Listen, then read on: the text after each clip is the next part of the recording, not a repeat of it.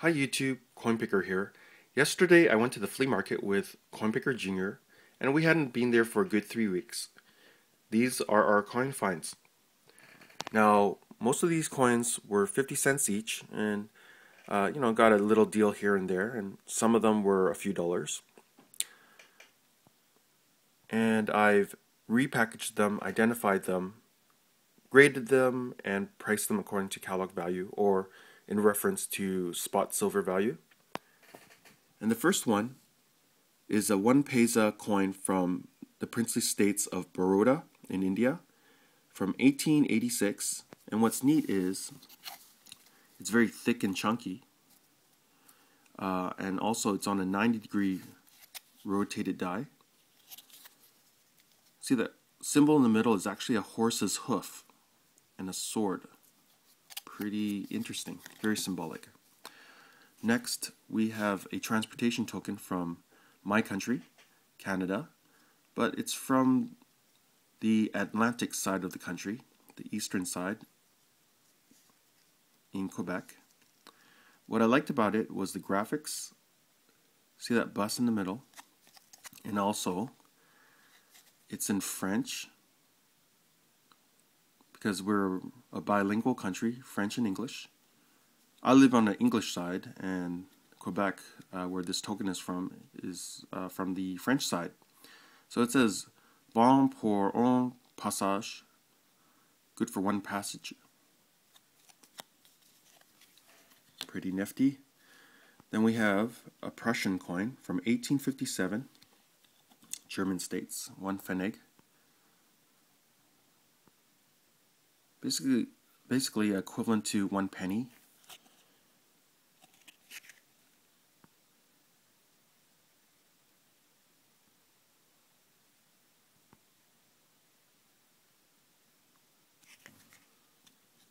Then we have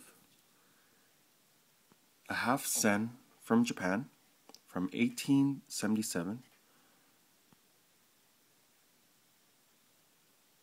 Neat coiled dragon there.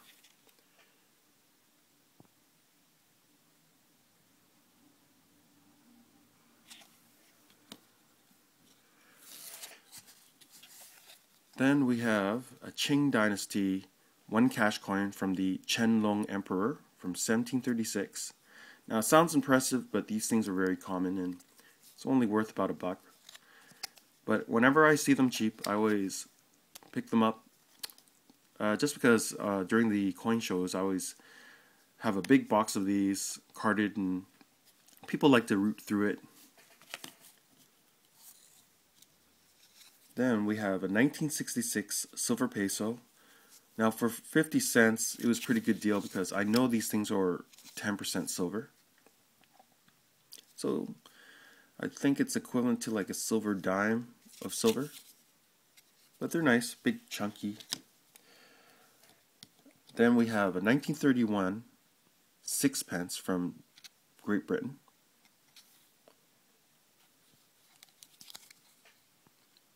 I think the only reason why I picked this one up because I knew it was 50% silver.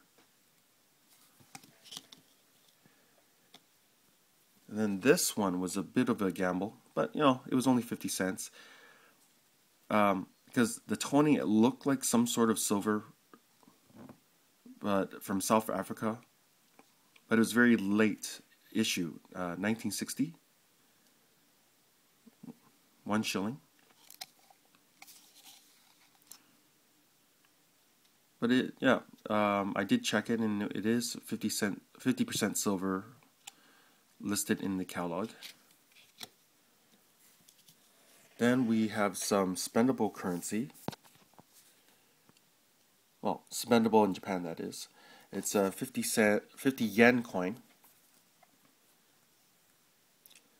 And this will go to my yen hoard because I have a buyer who buys all the yen for face value. Next, we have a £1 from Great Britain.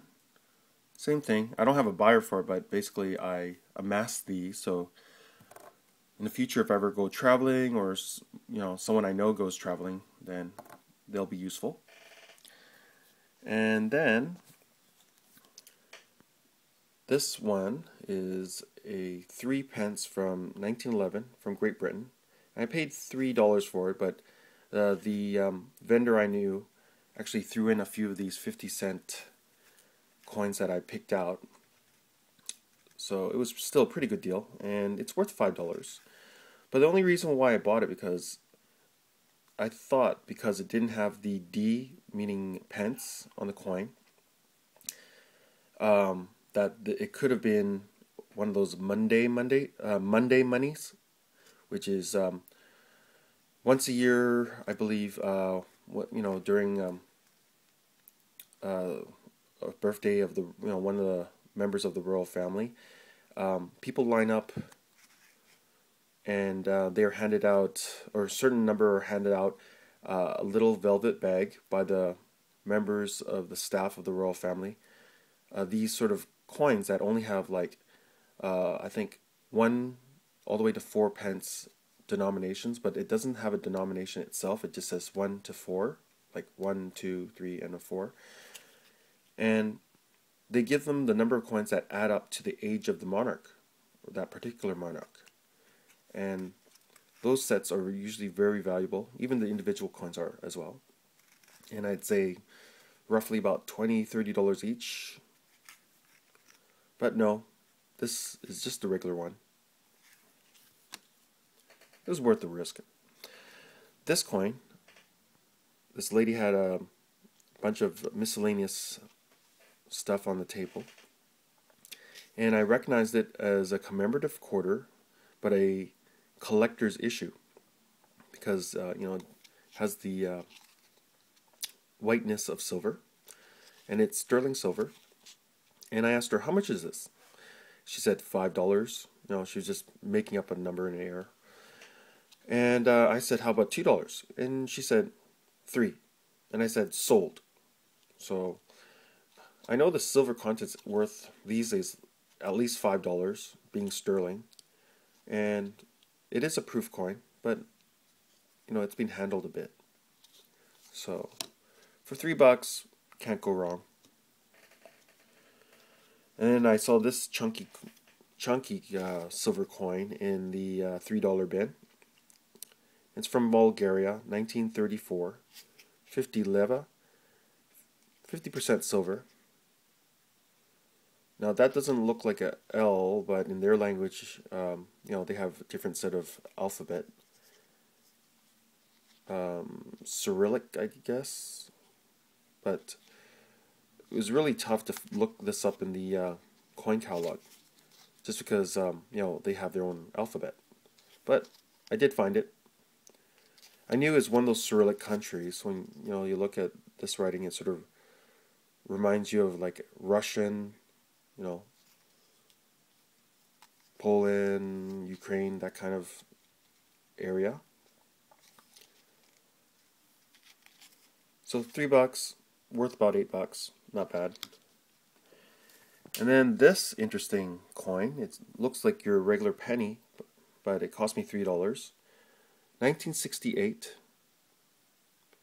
but it weighs in, I think like 60% of a normal penny, so it's like super thin, very light.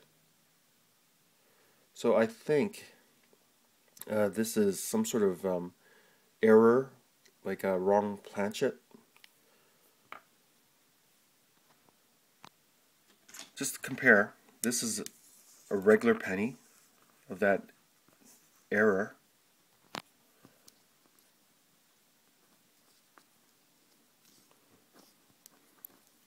Look at that.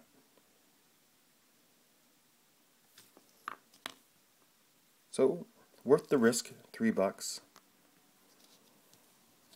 And then these two lovely coins. They're 2 British crowns from 1895 and 1889. Go with the older one first. And I basically got these 2 coins for free. When I first got to the flea market with Coinpicker Jr. The first coin we bought actually is not here. We bought a late 19th century Chinese dragon dollar from Kwantung province, and it looked like in AU condition. You know, I brought along the digital scale, so it weighed in right, you know, about 26.5 grams. And it was only priced at $15. And I was able to talk it down to $10. But by the time I went to the far side of the flea market and looked at another coin booth, there's someone I recognized, and we were just chatting it up, and showed him what I bought, and he said, you know, sell it to me. And I thought, do I really want to sell it now? I just bought it like 10 minutes ago. And so I just, you know, pulled out the number on my head. I said $100. And I was quite firm on that price. And he, you know, he took it. I thought, okay, quick flip. Plus, you know, wasn't too sure, you know, if it's authentic or not. It just didn't seem 100% right.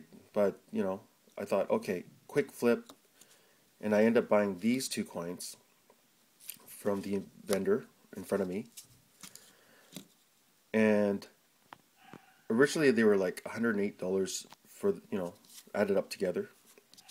And he said $90 for the pair, or, you know, any two of your choice. And I picked up these two. And I think they were roughly worth about $70 each. But basically, you know, I paid $10 for the other coin, got $100, paid $90 for these two coins, and got $10 change. So they're basically for free. So all these coins, I spent a grand total of $14 at the flea market. Pretty good haul. I hope you enjoyed this video. Please rate, comment, and subscribe. Coinpicker out.